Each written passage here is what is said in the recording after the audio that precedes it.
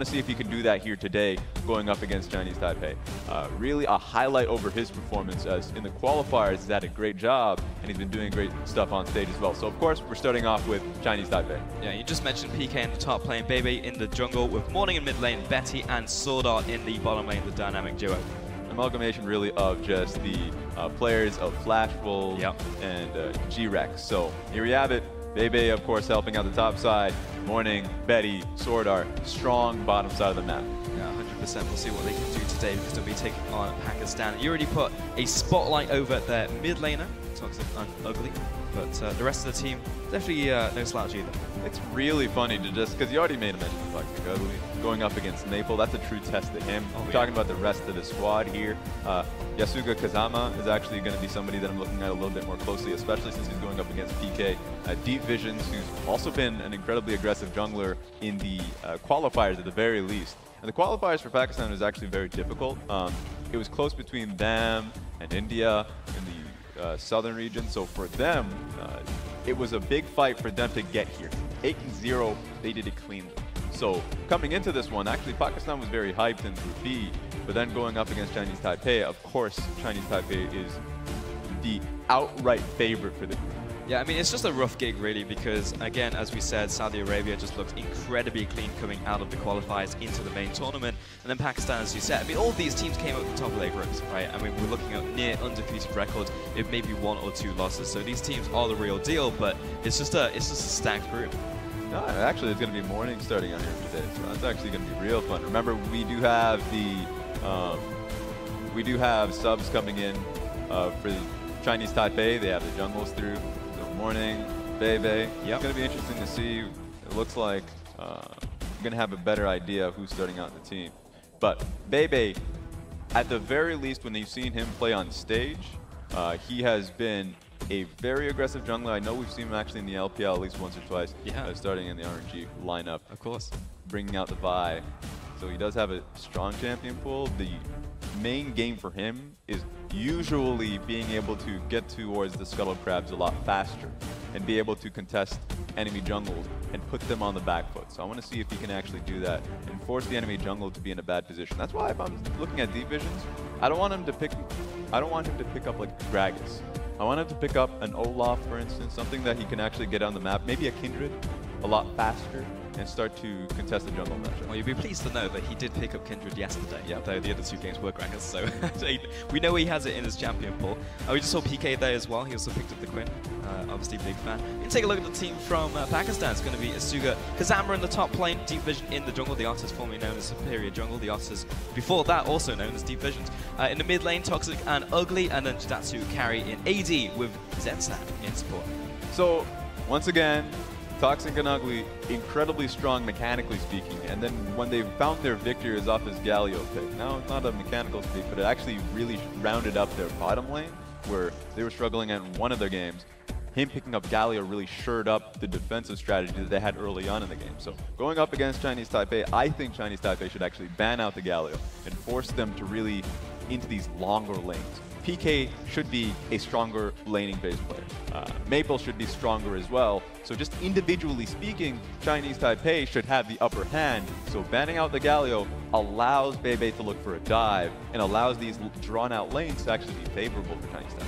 Yeah, for sure. I mean, we've seen the Jace game come out of Asuga Kazama, and we'll see if he can actually hold his own against PK. But as you said, I mean, PK just exceptionally strong in his role straight up if we look from like player to player talent. And also we've seen a lot of just straight laning phase picks from PK. The fact that I just mentioned, Quinn coming out there, then Jax and Camille, all looking to just dominate the top lane. So why top side's incredibly important here is you're looking at right now is the bottom side picks. Braum, Tom Kench, Ashe, and Varus. They're just the types that, just leave you on an island and you can do well on your own. Very strong bottom lanes that just have shoving potential. That being said, if they end up picking an Ashe here today, then they can actually play towards it possibly. Get you to level 6 mark, start firing off enchanted crystal arrows, and you can start making plays around that. So it just depends on what their strategy is coming into day 2. Yeah, we've actually seen a lot of Ashe Tahm-Kench or Varus Tahm-Kench over the tournament so far as well. Deep Vision, you can see in the jungle, 2 games of Gragas, 1 on Kindred, kill participation 63%. We'd like to see him get involved in those lanes because, I mean, Chinese Taipei top of their group right now, so you'll definitely need to pull some magic out of their hat if they want to pick up the win here. 100%. And it might be off the Ashe and Varus that you're mentioning that we've been seeing so much of. Varus has been first pick priority. I know that in the previous patches it's been the Recon, but Varus much more just so you can get control in the bottom lane now that 80 carries are getting buffed into it. So a lot of focus has been on what are teams actually willing to give out for Varus. Varus has actually been banned in the yesterday's China versus Korea matchup, and so in that matchup it made sense to ban it. Here today, hey, you can actually go up against it with something much more of a, let's say, a fringe pick, a Draven, for instance. Just try and actually have a bottom lane that you can play towards that has a positive matchup. I know we've been seeing globally some Kalista games. Just putting that out there just simply because if you have that extra day to prep and you really want to slip up Chinese Taipei, the bottom lane could be your ticket, especially since you know, the strategy yesterday was trying to get Toxic and Ugly up and ahead. Yeah. But you actually need to shore up your bottom lane, so at least have 2 winning matchups here. I'd like to say something. I mean, the shared champion pool was almost identical coming out of both the bottom laners right here. I mean, we haven't seen anything outside of Varus or Ashe for either Betty or Jizatsu carries, so we'll see if they actually do have something else in the back pocket. And at the same time, yeah, maybe they will have something like a Draven, something like a kill lane. Saw a Pike come out yesterday actually from Chinese Taipei into Pakistan. So they actually brought the kill lane to them. So we'll see if they can reverse it in this matchup today. True, and of course with patch 8.15, it hasn't killed out mage supports. In fact, you should, in this instance, play Swain if you feel like your bottom lane needs to even out in pressure. And we've been seeing at least one Jace game yesterday. It was actually Vietnam that pulled that one out. So if you want to have an AD mid lane, then I would say, you know, push it out there, that having an AP bottom laner works. So it's going to be morning out in the mid lane here for Chinese Taipei. Yes, all right, getting on to Champion Select. Chinese Taipei taking on Pakistan. We'll take a look at the bans to open us up here.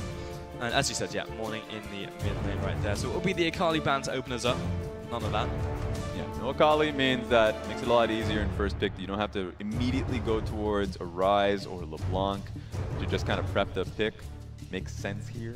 I would say if you're Pakistan, you want to respond with a Varus ban, either Varus or Rakan, something that allows your bottom lane a little bit of leniency. Yeah. Well, let's see if that one comes forward. Aatrox, of course, just going to be banned on the red side. I was actually surprised by the amount of Aatrox we've seen over the tournament so far because not everyone was banning on red side, so sometimes people were putting it into like a bit of a pick trap, but then it would just come through and it's like, uh-oh, and then the Aatrox would just go off. We saw that actually yesterday from Korea. That's true. A few nerfs actually came its way in a few patches. Not strong enough. It still has some strong laney-based focus to put in the mid lane as well, so that's why a lot of it is why you don't like it. It's also just incredibly flexible. Rakan actually being banned on the Chinese Taipei side opens up the Alistar just a little bit. So this is interesting immediately coming out of Big Ben. I wonder if the Nocturne actually gets left open. Nocturne is just a great pick post 6, but it really puts ownership on a team once you do hit 6 to make plays happen. Because if a Nocturne doesn't utilize the windows level 6 to, let's say, level 8, then he starts to really become useless as the game goes on. He's going to be a lot more in terms of utility, so you need to make use of the pick during the laning phase. Yeah, I mean, we know that from the LPR. Typically, we do have supports coming through, which will facilitate that coming forward. But Shen going to be the ban out here from Pakistan. See if they follow up with some more support bans from here on out. Oh, Shen being banned out. Perhaps this actually could be an assassination composition coming out of Pakistan. It just depends on what their prep is here, because Shen is a great flex pick once again. You don't want to, at this point, honestly, it's not going to be on PK. They're expecting that to be a sword art pick here, so you can have the kill bottom lane. So Shen being banned out means that perhaps Pakistan coming into this game wants to make use of one of their counter picks to be an assassin. Yeah, Varus going to be the final ban coming out of Chinese Taipei, which means that we're going to see something different, at least from one of the 280 code. We're going to have to see something different, because both Ashe and Varus have been banned. So neither of these bot lanes have shown anything different so far. So I know that they want to secure something early. What's still open that's high priority here? So Swain and Ezreal comes to mind. They're not high priority at all. If I'm looking at high priority, I would say you should just probably go towards either a Nocturne, a Kindred. But remember, it just depends if you want to go Kindred or Trundle in the matchups. So we've been seeing a lot of Trundles. But if I'm Pakistan, I actually want to go towards the Kindred a little bit more. Knowing that if you pick Kindred, the enemy team will have a Trundle and Alistar is a little bit threatening. But then you should be a little bit more confident in the fact that your bottom lane can now have a good counter pick support now. So in this instance, you can just go Tahm Kench. I think that would be a really nice pickup for Pakistan. Yeah, Tahm Kench, for sure. I mean, we've already seen it coming out of Zen's hand, but especially if you're picking something like a Kai'Sa up immediately, alongside it, you probably do want like a little bit of protection. We'll see what it's going to be there. Yep. I'm a little surprised that the Kai'Sa came out really early. I know that there are a lot of AD carry picks still up and available. They just wanted the priority pick, knowing that both Varus and Azure banned out. It really puts a light onto Jisatsu carry, that recognizing that if these three carries are not presented to him, that he wouldn't have anything. That being said, the Yasuo being picked out immediately by Chinese Taipei puts their strategy just out there. It's like, hey, we know exactly what we're doing. Alistar, Yasuo. Gragas, yeah, let's get more in there. Yeah. What the hell? Yeah, okay. It's just all set up right now. Yasuo coming forward into, could be the mid lane, could be the bot lane, could be anywhere, to be honest. We'll see. Pakistan looking towards their next pick now. I'm telling you right now, that's actually, it's either going mid lane or top lane. I'm not expecting Betty to pick that up at all. So at this point, I want to see if it's actually going to be a PK pick just because he wants to look to split up a little bit more.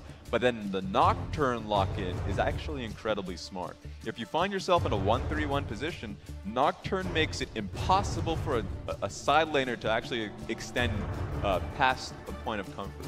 But if you expand past River, you have a Nocturne on your team, Yasuga Kozama should be really comfortable knowing that he can have a 2v1 situation just like that. Yeah, Nocturne as well, plus the fact that we've seen Gragas being picked up, so it's pretty unlikely he's going to be facing into a Kindred now. So also a lot harder to protect against that one. Cho'Gath going to be banned out here by Pakistan. Galio as well.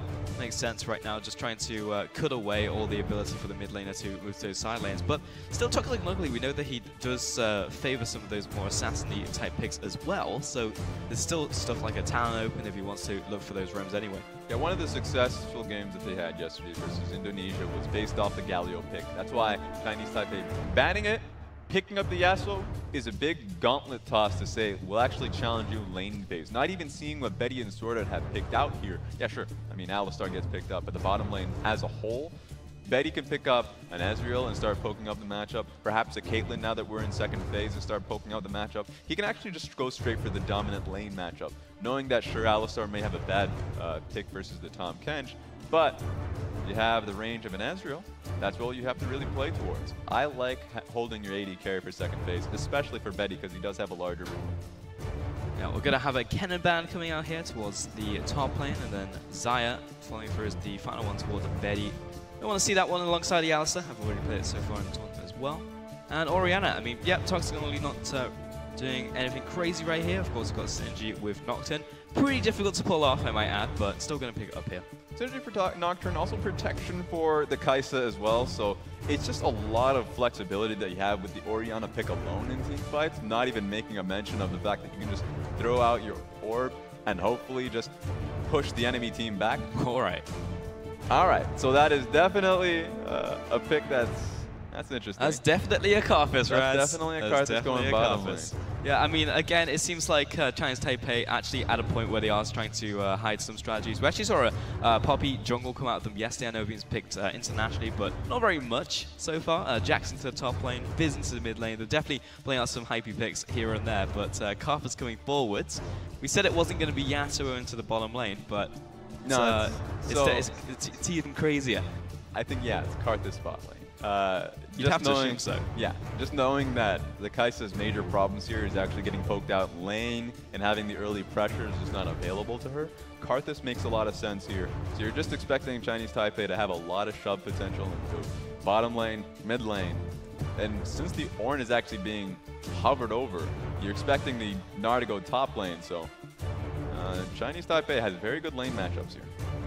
Yeah, they do indeed. Ornn's going to run out here for Pakistan. Have typically seen them go towards a relatively wholesome, team fight composition. Later round out with a tank in the top lane as well. So yeah, nothing crazy coming out of Pakistan, though I feel like a lot of people's eyes are going to be locked on that Karthus and how it's going to do in laning phase. Here we go, and we've all got into the proper lane, so it's going to be morning on the Yasuo mid lane. And to your point, I think it's going to be a large spotlight shining on how Pakistan actually ends up preparing their team fights. Because if they get logged to lanes for a good 10 minutes, then bad luck, you're probably going to have a goal disadvantage during these fights. So once you get 6 ownership on Nocturne, protect your Nocturne's pathing so you know he can actually set up for a lane gank properly. That's what I want to see here for the team Pakistan. So we can see Deep Visions get off to a good start and start impacting these lanes. Pakistan's going to definitely be looking for kills.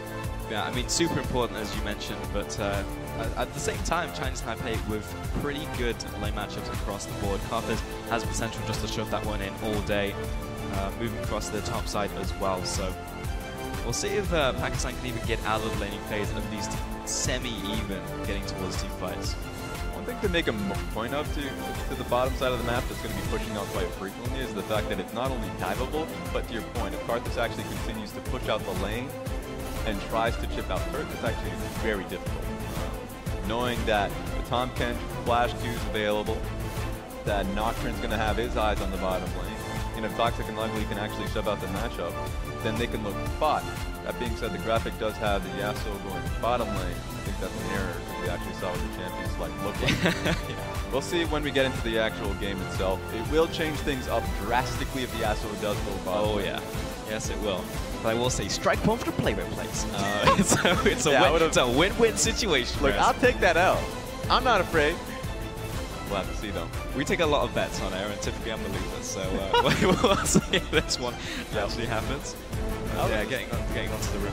I'm so confident that Betty's just going to be focusing on actual AD carry. Hey, you sold me, man. I was like, I immediately came in. It's like, hey, it could be actually one of them. Yeah, I mean, you came with that counter argument. I was like, heck yeah, Raz's got to be 100% right. I think it was like week 4. I said the same damn thing about Jackie Love too. And then he locked in the Yasuo. So you don't know if they've actually been prepping. Yeah. You don't know if these players have been playing in the off time. Yeah. Well, we'll see. Again, this is a big game for Pakistan if they want to try and make their way to the 2nd place in this group. Now, hold off your cheers, folks, because we're not into game just yet. I'll just take the We're just teasing you. Look, I've already lost. It's the Yasuo bottom lane. Change things up. It changes things up that now Yasuo, Alistar is going to be the lanes you look at.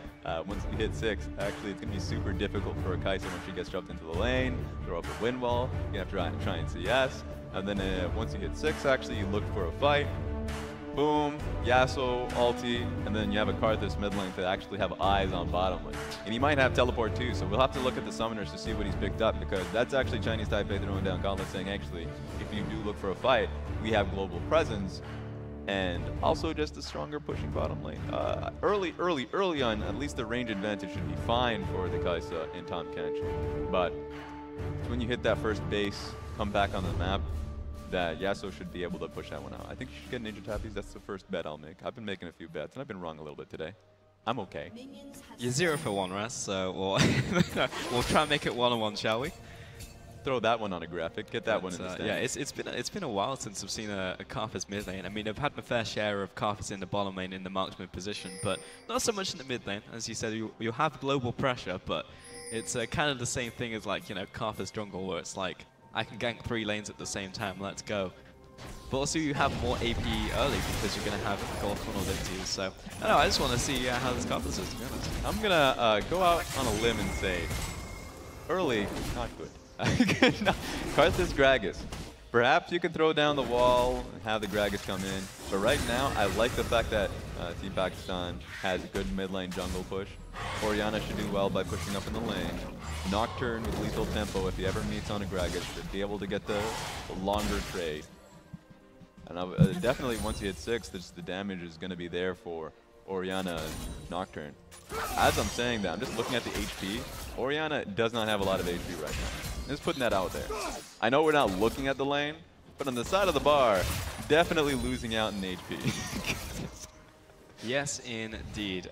Deep Vision on his way towards the mid lane, the classic level 2 blue buff Nocturne gang, and coming in behind Morning, but maybe he's right there, he's just chilling. It's like, what's going on, Nocturne? Have a body slam, and actually you have to burn your flash. because he completely caught with his pants down. Very strong counter game. He knew that he had to protect Karthus. He was getting a good trade in the mid lane that we didn't get to see, but it was actually shoving out the lane.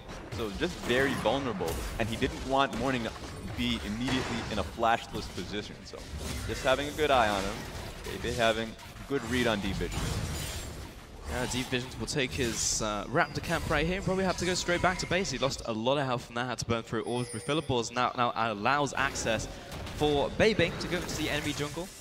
Wait, the red buff, he was like, actually, maybe I just heard him too much. He's probably going to go back to base. I can just take away this red buff for free. Yeah, good idea. A few bully junglers will just try and wait at the bike racks for a little bit too long. He gets to 4 p.m. You're like, what are you actually doing? I thought you're supposed to be making a direct path from your class to the bike racks. That's what actually was mentioned. Not the case here. So Bebe just immediately sealing out the red, has the experience there. Oh!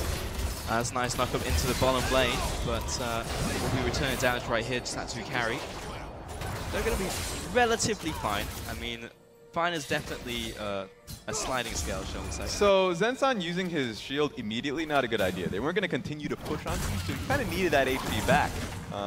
He wasn't going to be able to get it. Here comes the gank, though. Yeah, low health on this Null right now. Kazama, wow, that's even harder for me to say. A lot of syllables. Yeah, Nocturne moving to the top side. That's going to be a dust bringer onto Bebe. Chasing him down with unspeakable horror. Going to force the flash out. Well done from Deep Visions. The worry here was that the flash being burnt by the top lane Orange, the top lane push coming through, would it be really good for PK had they looked for a second game? Wasn't the case coming around, so that's just a good challenge from Deep Visions. Yep. You know, I enjoy the conversations that we have. Yeah, me too, Raz. Yeah, 100%. Yeah, I'm on struggle street right now. Hold on. All right, that's fair, that's fair. I'll let you go. I will say, though, Bebe taking blue buff here. I already mentioned the fact that he was in an experience advantage. Of course, him burning flash is a little bit of a worry because that's how his ganks actually come out quite easily, is by baiting flashes mid. Not going to happen now. You can't bait when you don't have a flash yourself, so body slam has to be in a good spot. So I like what I'm seeing here.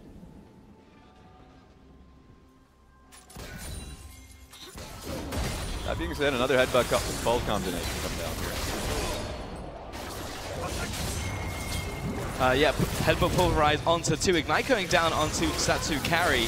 Bessie turning around, tries to land the tornado there, doesn't quite connect. Now being chased down by the Tam Catch. Looking for the overextend though. Nice return with the headbutt pulverize. I mean, such a long chase, still got that one back up. Gotta find first blood. The most damaging part about that was just the fact that the mid lane, or at least the bottom lane wave, was actually piling up massively. No cannon wave here too, so he's actually just going to lose this straight experience. Really unfortunate here, the bottom lane of Pakistan.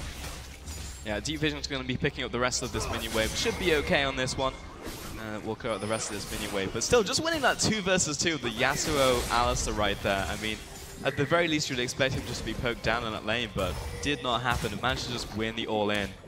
Now, Bebe actually in this 1 versus 2. Still just contesting the ground right here, 1 versus 3. Just doesn't even care. Morning stepping up with the Karthus as well. As you don't expect the classic Karthus roam from mid lane. Yeah, real good pressure from the adjacent lanes to allow Bebe to go in. So I really love the fact what Chinese Taipei is doing here. Just the bottom lane advantages that they had here on towards Jisatsu carry, immediately transitioning into the enemy jungle. Yeah, Bebe is just going to clear out the rest of the wards right here. And go back into his jungle. He's going to be totally fine with this one and look for a full clear. So yeah, Chinese Taipei just off to a strong start in this game. And it's pretty much what we expected, right? We were talking about Pakistan. It's like we wanted to see them get some advances early, try and win out some of these lanes, maybe see some ganks coming out from Nocturne. But it just seems like Bebe has just been 1 step ahead of him every single time. And that's what I kind of prefaced the game here with. That Nocturne could make a lot of magic happen, but he needed to be undetected really early on. But now it's actually gone, you know, the goalpost has moved over. Undetected to now having to challenge for his own camps. Blue buff is going to be challenged here, but he's moving from his top side, red side, to actually challenge. It's already gone. So Orianna's going to be losing out. Doesn't even have the mana here, so she's going to have to base. So it's just compiling pressure here from the side of Chinese Taipei that the lanes are not helping out Nocturne, so Nocturne cannot help out the lanes. So Toxic and Ugly going to be having a difficult lane versus the Karthus. Yeah, and it's just a struggle streak across the board right now because you've got essentially a losing matchup in top side. The Nars constantly going to be pushing in, chunking down the Ornn, plus getting that CS advantage. And it's just it's hard across the board. So you're probably looking towards mid-game. Get a situation. If you are in a 2v2, the Bebe does come topside, that you can get a favorable fight here, knowing that Gragas still needs to get his own flash from the last time they fought. Yeah, just going to push in the rest of this wave into the bottom side again. This Yasuo just feeling really good. It's going to be Null ultimate landing into the wall. Knocks him against the wall as well. In comes the Ornhorn, and he's got the Nocturne behind him, chasing him down with the unspeakable horror. He's getting instantly de-Meganard. That's just going to be a straight kill. Nice bait, but in the bottom lane, a 4-man collapse going into this one. Gobble up, all the focus down onto the Tamken, try to spit and way to safety. And yeah, they're going to give it the ghost on this one. They're pretty happy just to find this one kill and put damage onto this tower. There we go. It's a trade, but that's what Pakistan actually needed. We already made a mention that the top side would be a play that Deep Visions could go for. He made it happen. But that being said, they need to play slowly now, knowing that the bottom lane tower going in favor of Chinese Taipei. I mean, you have to play a slow roll in. You have to try and match bottom lane. Kai'Sa's waiting in the inner bush. So as long as she can come out, get a push out, and then look to try and make a plan around the mid lane, then Chinese Taipei won't immediately have the advantage to then push the mid lane tower. Pushing into this bottom lane right now, and it's just across the board really. Chinese Taipei just pulling away with this game. Toxin Ugly just on the wrong side of town right now. No mana, getting chased out. This is just going to be a slow, painful death. I mean, I appreciate you, Toxic and Ugly. Yeah, I saw that. Trying to come in with the flash bait. He's like, I've got wolves. Unfortunately, he had that pre-warded, so unlucky. Yeah, putting the ward down. Well done. End of the day, just gotta accept your death. It's a tough call, especially since he was trying to make a lot happen while the Karthus was out of lane. But if you play it too long, that's the result. I didn't expect the Gnar to be coming to the top side at the very least. So he thought he had at least one way out of there. Yeah. Not possible. I'm just saying, go down in the blaze of glory. At the very least, if you're gonna die, do it in style. That's what I'm saying. Learn it how to do well. Now we're going to move towards the Infernal Dragon, first one of the game over to them. Pretty early as well onto the clock, just about to caress the 10-minute mark. And everything just seems to be going their way currently. It's just a collapse into the bottom lane, looking to transition that pressure now into Dragon. And pretty soon I'm expecting probably a Herald play as well. Yeah, so you know me. I like tests. This is a good test for Chinese Taipei. Knowing that they're going to have top competition throughout the day, for Chinese Taipei, the real test is whether they can actually speed the game up. Knowing that level 6 is there for Karthus and Yasuo for some time, that they can actually look for a very quick, let's say 17, 18-minute game. We saw that yesterday. Best way to do it is through Rift Travel, as you mentioned. Of course, use the replay. Places a ward down just because he knew that he needed to walk Orianna down. Orianna was so focused on making the play happen, didn't get an idea that the ward was actually placed right next to him. Yep. So makes the flashy play, ended up losing out a lot. I mean, it's one of those times where you look like you have egg on your face, but the one time it works, it's like, put it in the montage reel for the rest of my career. There so it's worth the shot, I'm saying. That shield coming down will be able to protect him out from the Raccoon coming down out from the morning.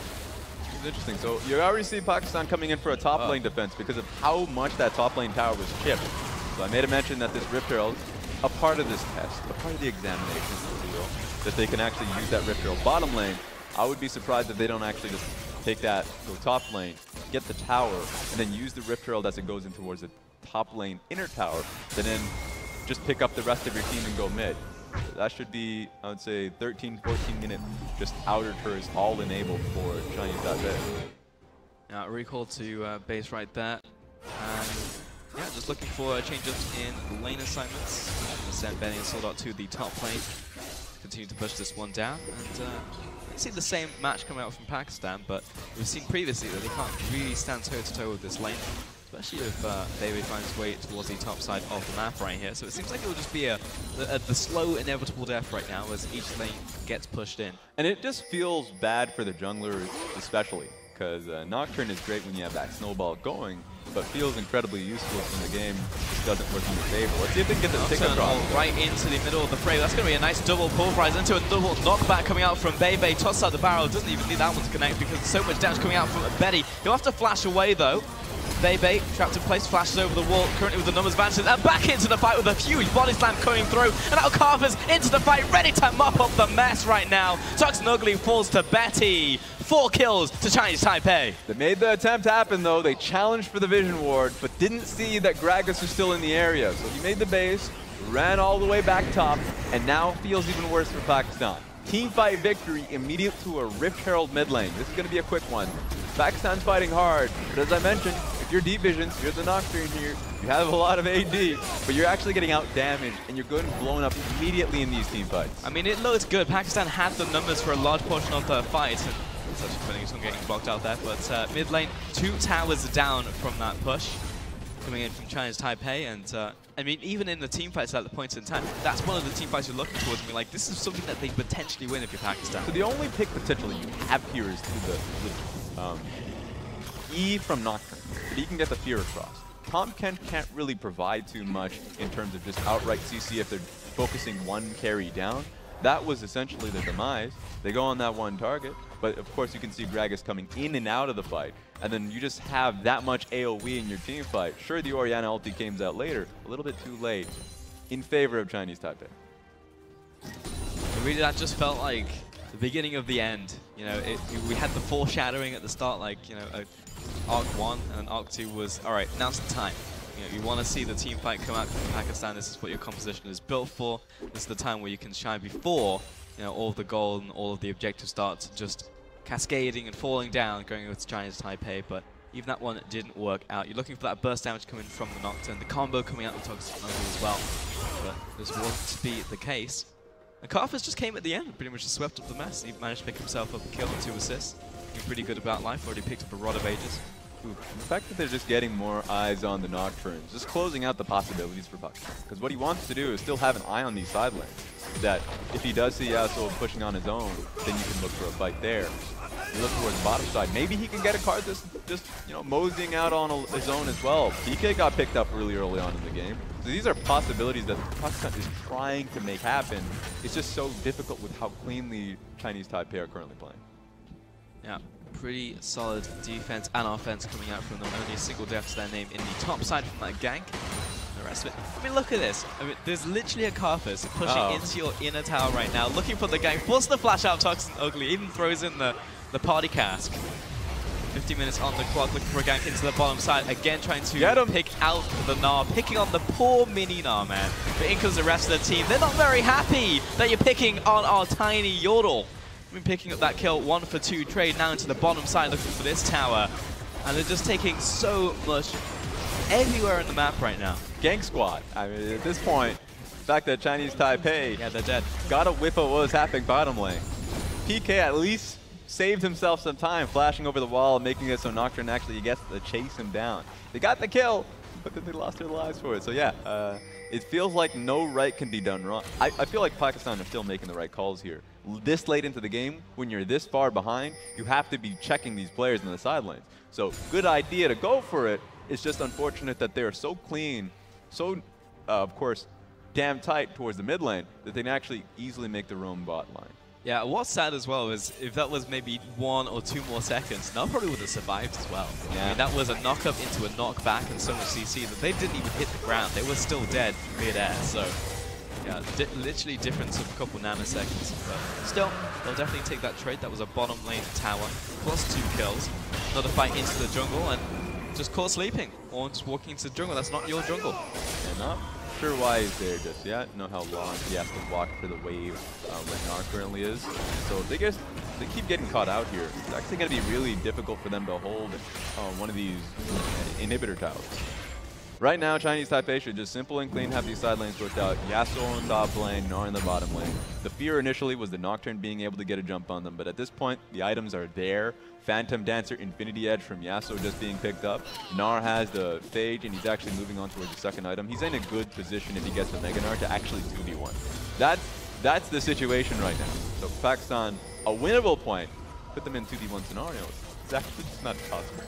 Yeah, second item IE, that's definitely feels bad, man. And he's so far ahead as well that he doesn't necessarily need the tankiness coming in from like a Sterex or anything like that in terms of a survival item. So you definitely will look for these 1 versus 2s. And I'm looking at combinations in which he can win that 1 versus 2. And I think it's pretty much everybody. Yeah, you would actually have to bring in the Kai'Sa, since he has a Grunzus, to actually make that somewhat winnable. And even then, the Kai'Sa actually has to play it perfectly. Because then you're just putting in a squishy AD carry in the mix when you have the Yasuo just trying to find anybody to get his ultimate across. So, that is the worry here if you're trying to pick out Betty. Challenge his Yasuo mechanics. Yeah, if you haven't played that much Yasuo, maybe you're just trying to style in it. It's been a good life for the Scarfers as well. He's just gone from lane to lane, farming up like a Roomba. And Sportson's team basically does the same thing. Hasn't really need to make any flashy plays. Do nothing crazy because the side lanes did exceptionally well. Bebe was crushing the jungle. Yep. 4-0-4. It just shows great communication. The matchup should be decent for Nocturne. But then it just comes down to the fact that Bebe is calling in Betty when they're going in for a blue buff pick. And then when they're going top side, of course, has good comms. So PK is always knows where his jungler is coming from. So this is just things that you have to actually pick out when you see Chinese Taipei go up against the Kingdom of Saudi Arabia, for an example.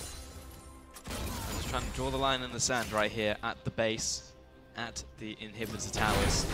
It will be a tough shout. I mean, we're not even at the 20-minute mark, and we're looking to set up a potential win here for Chinese Taipei. Baron hasn't even spawned yet, so we're just pushing in all lanes at the same time. Probably yeah. For a back. I reckon there's probably a good amount of gold in the back pockets for a lot of these players. Look, I'm just saying right now, Chinese Taipei is failing the Raz test. The Raz test is to push it to the limit, all right?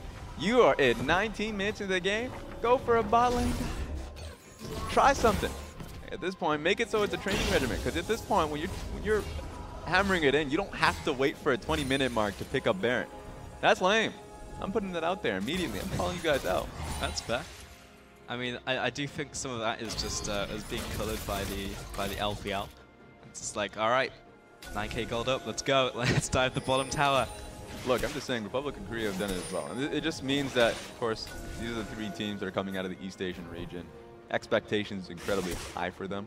So going up against, if you're going up against these teams in, let's say, as you mentioned, Chinese Taipei going up against Pakistan, a clean games happen like this, or China versus Kazakhstan, we saw that yesterday. If the games are clean as they are, you can try and push it so you know that by the end of the day, we're going to have to be in a best of 3. It should be a good practice for us. We got another pick out here.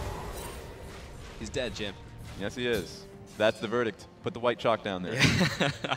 We already know what the cause of death was. But I don't know, actually. There's a lot of factors in there. It was that headbutt pulverized, possibly. Yeah, it was just a lot of damage. No, I mean, I do agree with you, though. I mean, especially when you're looking at a hopeful for someone to potentially go into not only semis, but potentially take the entire tournament. Yeah. You want to see teams push as far as they can go, because if you're gifted a situation like this into a team like Republic of Korea or People's Republic of China, you're like, damn straight you'll go for that play, because that is potentially how you're going to go for it. I'm looking at you, Tamken. Do it. All right. In that situation, that's the pulse test. It's like, just go with the wall. Give it the 1 in 1 million chance that the tongue is going to hit. I don't think he wants a 1 in 1 million KDA. I'm just putting it out there. He doesn't want to die. It's just one more death, man. What's one more death to potentially swing in the game and prolong it because you just got a Baron buff? Yeah, I mean, you just have those highlight reels in mind. I can respect that. I can respect that. I mean, Toxic and Ugly, man after my own heart, he tried it earlier in this game. Didn't work out. He has one more attempt. He has a stopwatch in tow. So, I mean, if we're just looking for one last team fight, which is what seems like Chinese Taipei are trying to look for to end the game. Well, they're all grouped. They have the combo, Nocturne and Orianna. I'm just waiting for the Ornhorn. It's a short-range ultimate as well. Nice block out on that barrel, but it's immediately in with the Alistair, straight into the Yasuo. It's going to be an absolute massacre right here. It's not even going to be close. Everybody just dying left, right, and center from Pakistan. And Jizatsu Carry didn't even have a chance to fire off a shot. There you go, there it is at the very end there. But Bebe leading the rest of his team towards this tower. Onto the Nexus itself, 14 kills to 2. Barely past the 20-minute mark in the game. And Chinese Taipei will find themselves yet another win. And they got the passing grade from Mr. Razzle the Plasma, so 2 minutes after picking up the Baron, they were able to just end it out. 1 Baron push was all it took. They knew that they had the team fight. They just needed the waves to actually pile up on the turret. So good job from Chinese Taipei. As you can see Swordar, smile on his face. They had a great start of the game. Absolutely bullied the Nocturne, and then just took it home. I mean, good reason to be smiling. 4-0, matching the win record open Group A from Korea right now. So the 2 most dominant teams in the entire tournament here at the Asian Games. So Chinese Taipei joining them. Yeah, so if you just, I think both these teams, a lot of value in looking back at that VOD and seeing where it went wrong, at least for Pakistan. I think for Pakistan, hold your heads high that the game, although it went down to the expected result, for them at the very least it just came down to team play. The fact that their enemy jungle was getting consistently bullied, looking towards blue buff, Krugs, Raptors, it's a little difficult for the Nocturne to get ahead on that one. But he had some great windows. He took advantage of the top lane pretty easily. That I felt like Kazama actually was in a great spot. Great counter gags that actually went in favor of Pakistan. So these are nice nuggets, great windows that they're able to net themselves and maybe look for in the later best of ones. And I'll be honest, Raz, if you're looking at the rest of that group, this is the group that you could potentially start challenging people over second place to try and get over into the semi-finals, because there's still a track in. Even if you can't topple Chinese Taipei, who are pulling far and away against everyone else, you're looking towards Saudi Arabia right now, currently sat at 2-1. Yes, look very strong, but as you said, those nuggets that we're seeing out of the teams like Indonesia and Pakistan, maybe those are ways that they could slip into that second place. Well, a little bit difficult because Kingdom of Saudi Arabia actually took the victory over Indonesia, so they're now 3-1. Oh boy. So that's a position where it's harder now. It's a little bit harder, but you already expect that just based off the matchup alone. I just want to see the direct matchup versus Kingdom of Saudi Arabia in Pakistan. That is going to be a real fun one to see if that Pakistan ends up having a chance. So good shot for them as the day goes on, but man, immediately Chinese Taipei looking incredibly strong, and I feel like good eyes are on Bebe in his counter ganks. That's what surprised me. I expected him to be challenging enemy jungle camps.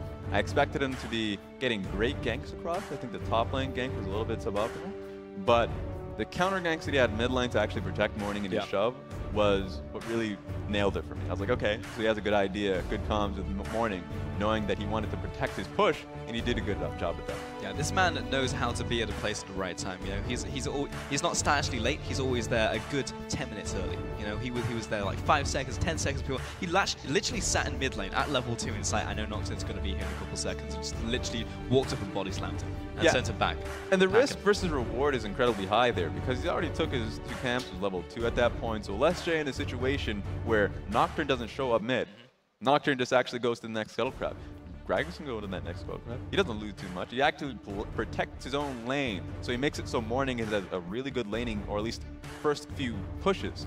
And he was already getting good trades across in the Orianna. So he was like, I just secured my mid lane as winning, and then I can then actually challenge for a Scuttle Crab afterwards. He doesn't lose much time at all. Yeah, and it just builds the hype for the semi-finals, honestly, because if you look at some of the stronger teams, the hopefuls that we look coming into this tournament, because of course you look at Chinese Taipei, you look at Korea, China, Vietnam as the top 4 right there. Of course, 3 of those teams in Group A, so we're going to have another challenger approaching, and that's looking like Saudi Arabia, as you just said. They just took another win, moving to 3-1. So you're looking at these hopefuls moving into semis, and they're all looking pretty crisp, honestly, outside of that one loss coming out from Saudi Arabia and the other loss coming out from China into Korea. Yeah, and I think that adaptation is going to be important when we get into a best-of-3 environment in the semifinals, is that a lot of these are, sure, you're facing the team once again in these best-of-1 double round robin. You can still get something out of it, but a real challenge in a best-of-3 is, well, your champion just got banned out. Hey Faker, you lost your Galio. Are you willing to pick up an Orianna and, let's say, put a lot of faith in these team fights? I think that's fine. Faker is an incredible player. That's not a real question, but when he's going up against tough competition and you're in a best-of-3 meta, that's what I want to see. Holy moly, that was a lot of damage coming out from PK. I mean, he was just constantly trading. That's fair, actually. Yeah, he was just constantly cheating the order. We gotta because the game was so short. Yeah. So that's a lot of times when you see an Ezreal do a lot of damage, you're like, okay, he's poking. You see a Gnar doing a lot of damage, it's like he's just in the side lane getting a tank. Yeah. So Sword Art getting the MVP. Congratulations on that one. 93% kill participation.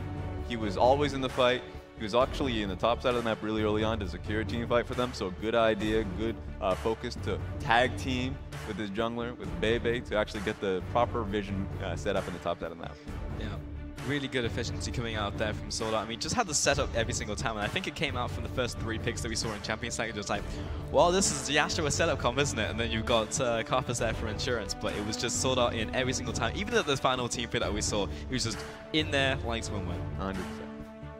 I just love the fact when we get to see the Sword Art Alistar pick. We don't get to see it too often. The meta doesn't favor the Alistar a lot of the times. But when he knows he can get out of lane, and he knows that he has the setup with the Yasuo bottom lane. 2 versus 2 kill, Raz. Excellent. Absolutely mental. Good stuff.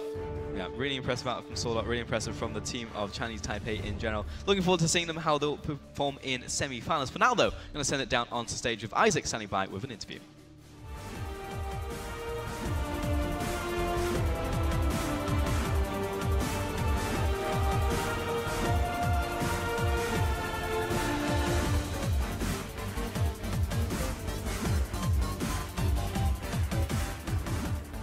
Good morning. After match interviews, right over here, I'm your host, Isaac Peña Muley.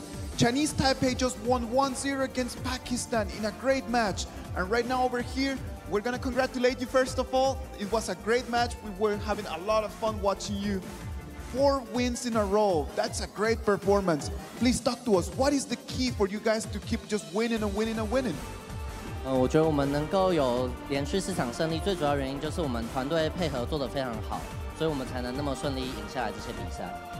I think that the key for our victory is the cooperation that we have between all the players. We go with our teamwork since the beginning till the end, and that's the reason why we can keep winning. Now, second question, Jakarta, such a beautiful city. Talk to us. What's your feeling of being here in the Asian Games?